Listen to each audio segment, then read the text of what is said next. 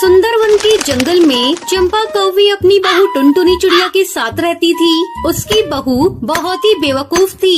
एक दिन चंपा कौवी अपनी बहू टुनटुनी को आवाज लगाती है। बहू, अरे बहू, भोजन ला कर दे, मुझे बहुत जोरों से भूख लगी है। उधर टुनटुनी चिड़िया किचन में कानों में हेडफोन लगाए गाना सुन रही थी। बहुत आवाज लगाने पर भी जब टुनटुनी चिड़िया भोजन लेकर नहीं आती, तब चंपा कौवी उसे देखने के लिए किचन में जाती है। अरे कब से तुझे आवाज लगा रही हूँ और तू है कि सुनती ही नहीं। चंपा कौवी अपनी बहू के कान से हेडफोन निकाल देती है। अपनी सास को सामने देखकर टुनटुनी चिड़िया हड़बड़ा जाती है। क्या हुआ माँ जी? माँ जी की बच्ची, कब से मैं तुझसे खाना मांग रही हूँ, लेकिन तू है कि कानों में हेडफोन लगाए गाने सुन रही है। चल हट, अब मैं अपना भोजन खुद ले लूंगी। चंपा कौवी भोजन लेने के लिए जाती है। अरे ये क्या बहू, तूने तो गैस जलाया ही नहीं, अभी तक खाना भी नहीं पका। सॉरी माँ जी, मैं गैस जलाना भूल गई। चंपा कौवी गुस्से में वहाँ से चली जाती है। इस तरह कुछ दिन बीत जाते हैं। एक दिन सुंदर कौआ कमरे में गंदगी देखकर टुनटुनी पे गुस्सा करने लगता है।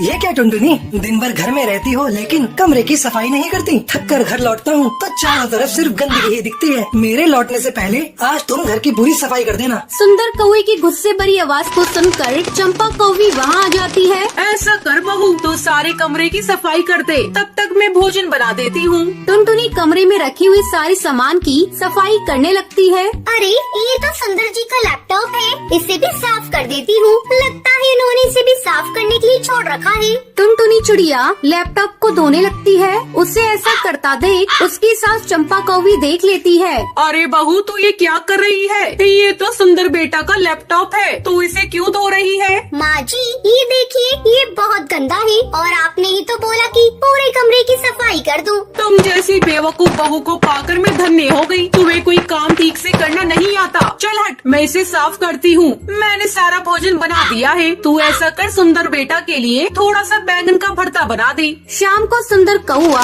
ऑफिस से घर आता है। सुन बहू, जा किचन में जाकर सुंदर बेटा के लिए भोजन लेकर आ, और मैंने जो तुझे बैंगन का भरता बनाने को बोला था ना, उसे भी लेते आना। मेरे बेटे को बहुत पसंद है। टुनटुनी चिड़िया भोजन लेकर आती है।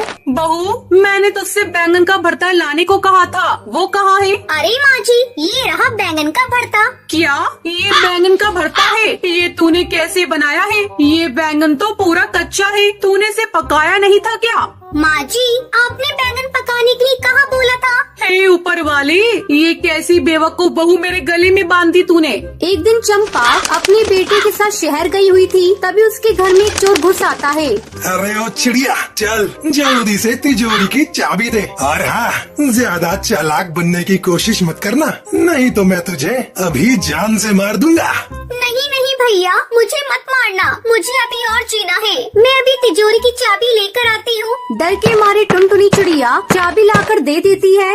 ओ चिड़िया, तू पूरी पागल है, इसलिए बड़ी आसानी से मुझे तिजोरी की चाबी दे दी। चोर कबूतर बड़े आराम से तिजोरी से जेवर और पैसे निकालने लगता है। तभी टुनटुनी एक डंडे से चोर कबूतर के सर पर वार करती है, जिससे वो बेहोश हो जाता है। फिर टुनटुनी चिड़िया उस चोर को रस्सियों से बांध देती है। अगले दिन जब चंपा कौवी अपने बेटे के साथ शहर से वापस आती है तो देखती है कि घर में चोर बंधा हुआ है। बहू, आज तूने मेरे घर को लुटने से बचा लिया। तू बहुत अच्छी है बहू, मैंने तुझे अनाड़ी समझा, लेकिन तू तो पक्की खिलाड़ा निकली। फिर सुंदर कौआ उस चोर को पुलिस के हवाले कर देता है और सभी खुशी खुशी रहने लगते हैं।